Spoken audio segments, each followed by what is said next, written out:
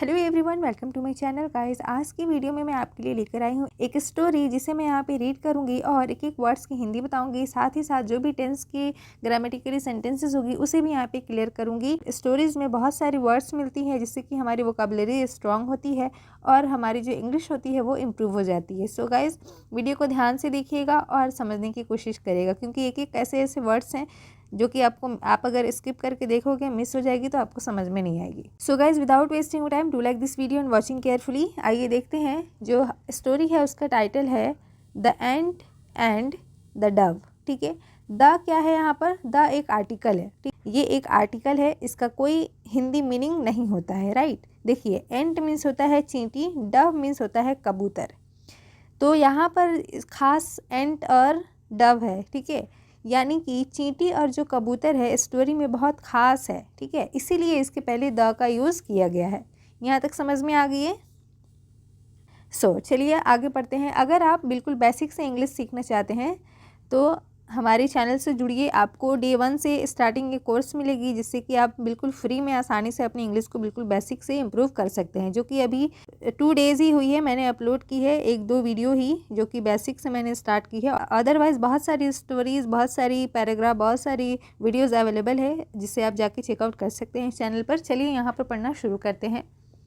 One hot day, एक गर्म दिन। देखिए, वन मीन्स होता है एक, हॉट मीन्स होता है गर्म, डे मीन्स होता है दिन। ठीक है, तो क्या हुआ? एक गर्म दिन। ओके, एन एंट, एन है ये आर्टिकल है, इसका मतलब एक होता है। ए और ए एन द। ठीक है, देखिए, ए एन और द, ये क्या है? ये आर्टिकल है, ये 3 आर्टिकल है। ए और एन का मतलब तो एक होता है।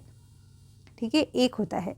और एन जो है ये वोवेल्स के पहले लगाई जाती है और ए जो होता है ये कॉन्सोनेंट्स के पहले लगाई जाती है। ठीक है, और द का तो मैंने आपको बता दिया, किसी खास व्यक्ति, वस्तु, स्थान अथवा नाम के पहले लगाई जाती है। ठीक है, इसका कोई हिंदी मीनिंग नहीं होता है। ओके, लेकिन ए और एन का मीनिंग होता है। सो यहाँ पर एन एंट के पहले इसलिए लगा हुआ है क्योंकि एंट का जो फर्स्ट लेटर है वो क्या है?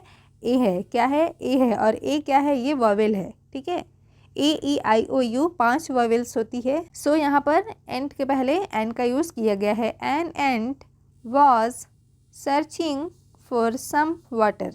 एक चींटी, वॉज मीन्स था, थी, सर्चिंग है, सर्च मीन्स होता है खोजना, ढूंढना। ठीक है, और सर्चिंग का मतलब है कि ये वर्ब का 4th फॉर्म है। ठीक है, तो यहाँ पर ये कौन सी टेंस में जाएगी?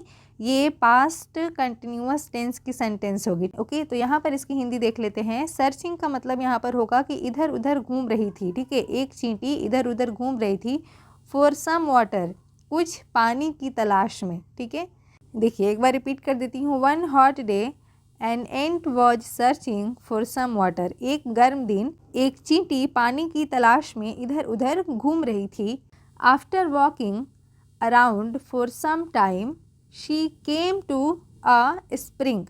After walking around for some time, यानी कि कुछ समय के बाद। ठीक है, आफ्टर वॉकिंग यानी वॉक मीन्स होता है चलना, इधर उधर घूम रही थी मतलब कि वो चली रही थी। सेंस है यहाँ पर। देखिए, इंग्लिश को समझने के लिए सेंटेंस के अकॉर्डिंग जो वर्ड होती है ना, वर्ड के कई सारे मीनिंग होते हैं। तो हमें क्या करना होता है? सेंटेंस के अकॉर्डिंग हमें उसकी सेंस को समझना होता है। तो देखिए, आफ्टर वॉकिंग अराउंड यानी इर्द गिर्द, आस पास घूमने के बाद। She came to a spring, वह केम वर्ब का 2nd फॉर्म, आई, कहाँ आई? टू अ स्प्रिंग, एक झरने के पास। ठीक है, to reach the spring, reach means होता है पहुँचना। ठीक है, टू स्प्रिंग यानी झरने के पास पहुँचने के लिए। ठीक है, उसे झरने के पास पहुँचने के लिए she had to climb up a blade of grass.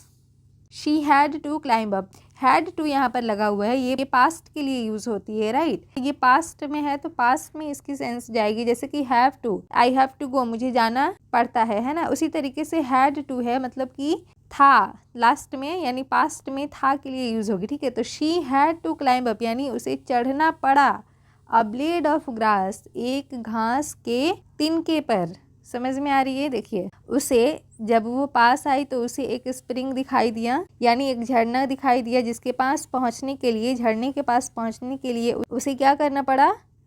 एक घास के तिनके पर चढ़ना पड़ा था। ठीक है, चढ़ना पड़ा या फिर चढ़ना पड़ा था। आइए आगे पढ़ते हैं। Will making her way up, चढ़ते समय शी स्लिप्ड यानी कि वह फिसल गई। ठीक है, स्लिप मीन्स होता है फिसलना, स्लिप का वर्ब सेकेंड फॉर्म है स्लिप्ड यानी कि पास्ट इंडेफिनिट टेंस की सेंटेंस होगी। तो यहाँ पर इसका सेंस हो जाएगा कि वह फिसल गई।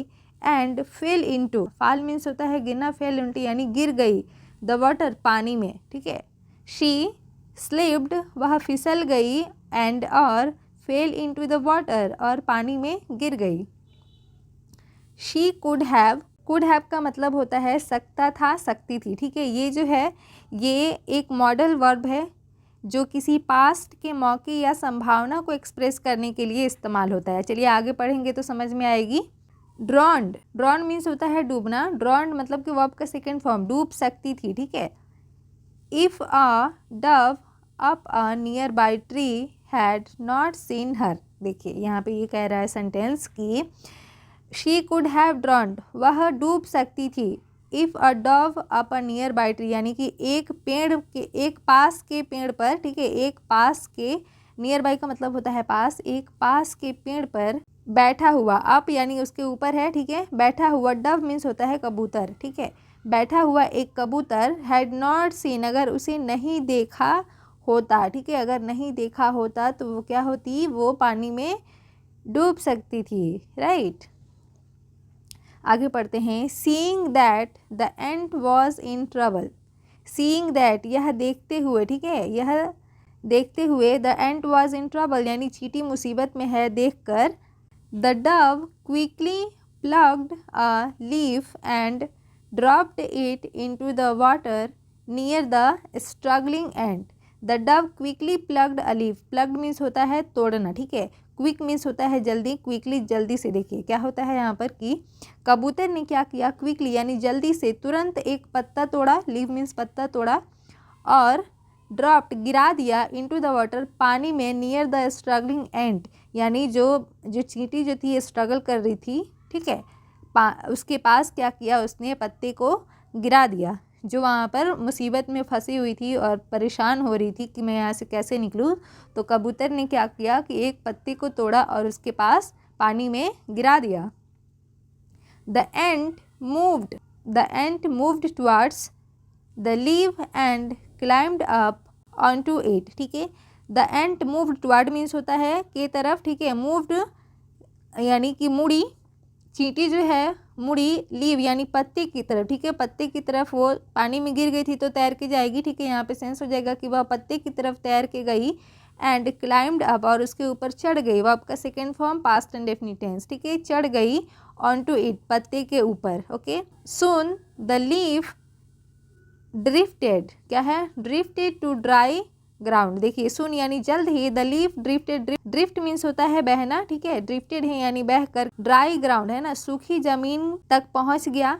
And the ant jumped out, चींटी जो है जम्प्ड आउट यानी पत्ती के ऊपर से कूदी। She was safe at last और सुरक्षित बाहर आ गई। ठीक है, लास्ट में क्या हुआ, वो सुरक्षित बाहर आ गई।